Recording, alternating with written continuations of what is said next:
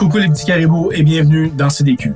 Aujourd'hui, je veux parler de 51-50 rue des Ormes de Patrick Sénécal, qui est dans ses premiers, si je me souviens bien, et c'est aussi un des premiers que j'ai lu après Le Passager.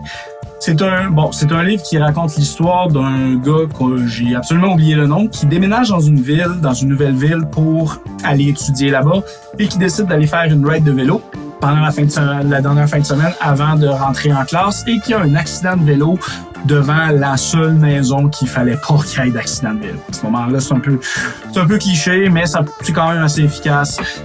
Donc, un chat noir qui passe en avant, maudit chat noir, donc qui se fait séquestrer dans cette maison-là pendant des mois. Le personnage, je dirais pas qu'il devient ami avec son geôlier, mais il devient probablement aussi fou que lui, en fait. C'est que les deux sont très stubborn, et le personnage principal, au début, il essaye de s'enfuir, mais très rapidement, il essaye plus de s'enfuir parce qu'il veut prouver qu'il a raison. Le personnage principal joue beaucoup aux échecs avec son geôlier. D'ailleurs, ça va scraper les échecs pour vous si vous aimez ça, les échecs.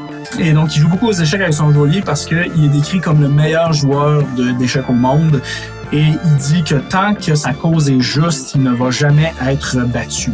Donc, le personnage principal veut absolument le battre aux échecs pour prouver que lui a raison. Fait qu'il essaie même plus de s'enfuir, puis même à la fin, il s'enfuit et il revient parce qu'il veut vraiment prouver qu'il a raison. Et donc, ça se termine avec une partie d'échecs que vous n'avez pas vu venir. Je veux pas vraiment vous le spoiler, mais en même temps, c'est pas un livre qui est pour tout le monde. Je le conseille vraiment pas à tout le monde parce que c'est un livre qui est quand même assez graphique, assez violent. Ça parle de séquestration, de meurtriers, des choses comme ça, comme les autres livres de Patrick Sénécal, évidemment. Donc, c'est pas nécessairement un livre que je vais recommander à tout le monde, mais c'est un livre que si vous aimez ça, je vous conseille vraiment de lire. Il est très bon de ce côté-là. Je voudrais parler aussi de la fille de la famille, Michel Beaulieu. Michel Beaulieu, c'est probablement le personnage de Patrick Sénécal qui est le plus détaillé de tous ses livres, parce que c'est une qui revient dans d'autres livres aussi. Bon, on pourrait citer le cas aussi de Elle.com qui introduit le concept de ce site web-là, Elle.com, qui est repris aussi dans un autre livre de Patrick Sénécal que j'ai lu, Il y aura des morts, qui en fait de lui un livre qui est quand même assez bien, un site qui est assez bien répertorié, mais en termes de personnage, le personnage qui est le plus détaillée, ça va être Michel Beaulieu parce qu'elle est présente énormément puis on apprend beaucoup à la connaître. Dans le livre, là, elle est pas très présente, mais c'est parce qu'elle est aussi un personnage dans le livre Alice. C'est la Reine Rouge dans Alice.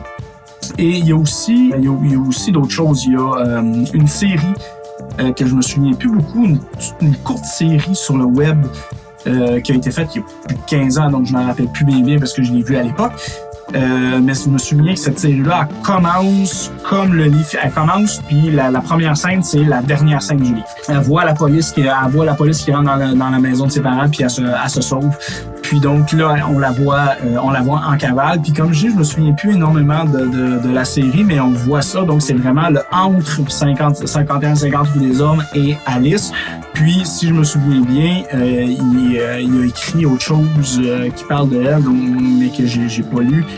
Faudrait que je me renseigne là-dessus d'ailleurs, mais c'est probablement un des personnages, c'est le personnage qui est vraiment le plus détaillé de Patrick Sénécal à ce niveau-là. Je veux pas trop parler du livre parce que je veux pas le spoiler si vous ne l'avez pas lu, même si c'est quand même un livre qui est assez connu puis qui est quand même assez vieux à ce stade-ci, mais je veux quand même pas prendre de chance à ce moment-là parce que si vous aimez ce type de livre-là puis vous l'avez pas lu, je vous le conseille vraiment parce que c'est un très bon livre.